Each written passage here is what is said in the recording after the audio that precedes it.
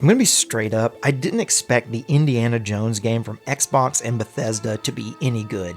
I mean, it's a licensed game based on a big Disney-owned IP.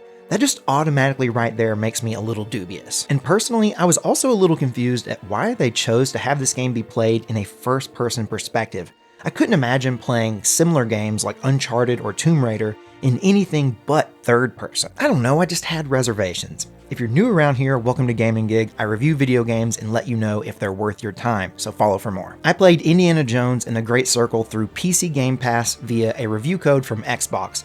Obviously, I went into it with not very high expectations, but here's what I experienced. Yes, most of the game is played in first person, but for the stuff that would be super awkward like climbing or swinging from your whip, the game transfers to third person for those sections, and I think it helps a lot. I suspect that the main reason they went with first person is because of the combat. There's a little bit of shooting, but for the most part, it's almost entirely hand-to-hand brawling. You have your fists up, blocking punches, countering, using your whip to disarm your opponents. It's a little clumsy, but it's super visceral and raw, like real fist fighting. I can't imagine that it would feel right with an over-the-shoulder camera. The gameplay alternates between combat, puzzles, and stealth. The stealth mechanics really just aren't anything to write home about.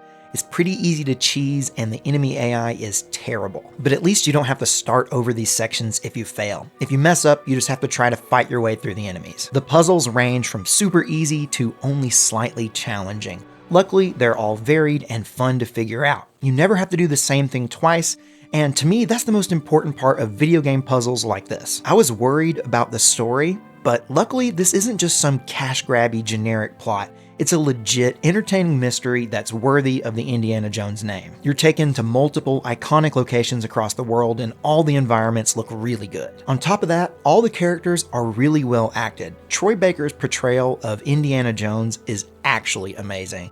Obviously, he's doing an impression of Harrison Ford, and that's something that could have come across as cringy, but damn, he really nailed it. To me, it just feels so natural. It doesn't feel like someone trying to do an impression. It's not that he sounds exactly like Harrison Ford or anything, it's more that he just absolutely perfectly captures his essence.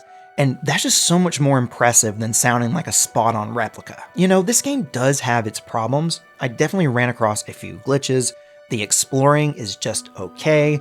The character upgrading system is a little shallow. You know, there are things I could nitpick, but overall, I actually really enjoyed my experience. I finished the game feeling much more positive about it than I did going in.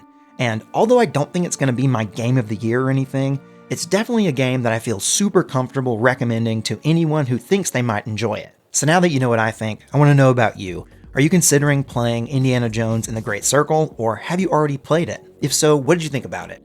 I read all the comments, so definitely let me know. Finally, I just want to say thanks for watching. If you'd like to see more of my reviews, you might be interested in this one I recently did on A Quiet Place: The Road Ahead. The idea of a video game based on A Quiet Place is something that I think has a lot of potential. The question is, did they pull it off? Well, with that, I'll let you go, and I'll see you next time.